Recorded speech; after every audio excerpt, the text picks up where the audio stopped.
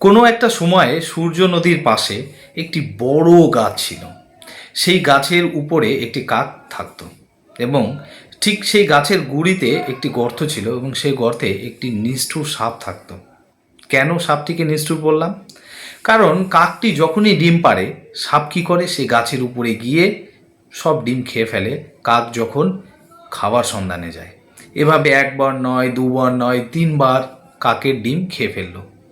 কাক তো কিছুতেই পারছে না সেই সাপের সঙ্গে। সে সাপকে অনুনয় বিনয় করে, দেখো তুমি তোমার জায়গায় থাকো, তুমি আমাকে এভাবে কষ্ট দিও না। সাপ বলছে, তোকে পারলে খেয়ে ফেলবো আমি। কাক তো ভীষণ চিন্তিত হয়ে পড়লো। কাক ভাবতে লাগলো সে খুব নিষ্ঠুর, আমি তো তার সঙ্গে ফিজিক্যালি পেরে উঠছি না, শারীরিক দিক থেকে। তাহলে কি করতে হবে? কাক এবার গভীর চিন্তায় পড়ে গেল। একদিন কাক খাবার সন্ধানে বেরিয়ে উড়তে লাগলো এবং বিভিন্ন জায়গায় এদিক ওদিক ঘুরতে লাগলো। তো হঠাৎ করে সে দেখলো যে রাজবাড়ি, সেই নদীরই কিছুটা দূরে একটি রাজবাড়ি ছিল। সেই রাজবাড়ির রাজকন্যা স্নান করার সময় তার নেকলেসটি একটি টেবিলের উপর রেখেছে। এটি দেখে কাকের না হঠাৎ করে একটা বুদ্ধি চলে আসলো যে আমি যদি এই নেকলেসটাকে সেই গাছের গুঁড়ির যে গর্ত সেখানে রাখতে পারি কোনো মতে, তাহলে কিন্তু আমার কাজ হয়ে যাবে। সে সেই মোতাবেক কী করলো, এক ছোতে সেই নেকলেসটি নিল, নিয়ে কিন্তু পালিয়ে গেল না, সে রাজকুমারীর সামনে গেল এবং এমন ভান করলো যে আমি এটা নিয়ে যাচ্ছি, দেখো তোমরা আমাকে ধরতে পারবে না। বুঝতেই পারছেন? এবার কি হলো, সে উঠতে লাগলো। রাজকুমারী তো চিৎকার করতে লাগলো, আমার নেকলেস নিয়ে গেল, মানে গলার হার, আমার হারটি নিয়ে গেল বলে চিৎকার চেঁচামেচি করতে লাগলো। প্রহরীরা এটা দেখলো এবং তারা কি করলো, সেই কাকের পিছু নিল। তারাও কাকের পিছু নিল। কাকটিও তাদেরকে দেখে দেখে দেখে দেখে আস্তে আস্তে করে উঠতে উঠতে সেই সূর্য নদীর পাশে তার যে বাড়ি, মানে সেই বড় গাছের কাছে আসলো। সে কি করলো, উপর থেকে চুপ করে নেকলেসটি সেই সাপের গর্তে ফেলে দিল।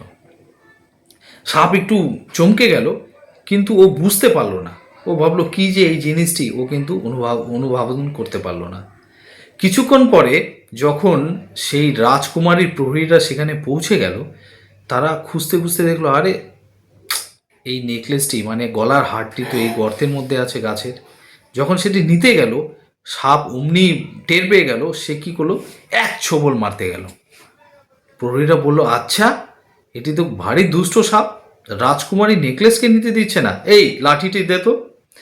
একজন লাঠি দিল। প্রহরী কী করলো, সাপটিকে দু ঘাত মেরে মেরে ফেললো। সাপটি মরে গেল। তারা কী করলো, সাপটিকে সেখান থেকে বের করে অন্য জায়গায় ফেলে দিল এবং নেকলেসটি নিল এবং নিয়ে রাজকুমারীকে আবার ফিরিয়ে দিল। এতে কি হলো, রাজকুমারী খুশি হয়ে গেল এবং এরই মাঝখানে যে কাকটি এই এত পরিশ্রম করলো, সে কিন্তু ভীষণ খুশি হলো। কেন?